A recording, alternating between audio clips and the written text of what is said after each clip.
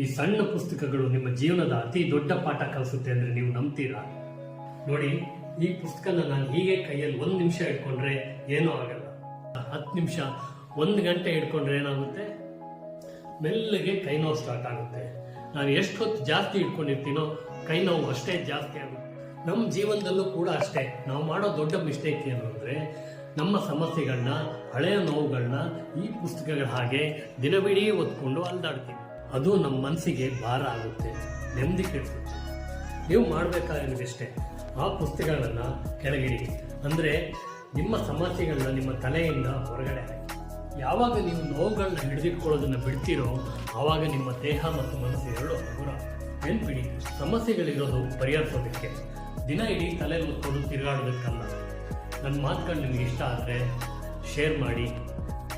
ಇನ್ನಷ್ಟು ಇಂಥ ಹೆಚ್ಚಿನ ವಿಡಿಯೋಗಳಿಗಾಗಿ ಸಬ್ಸ್ಕ್ರೈಬ್ ಮಾಡಿ.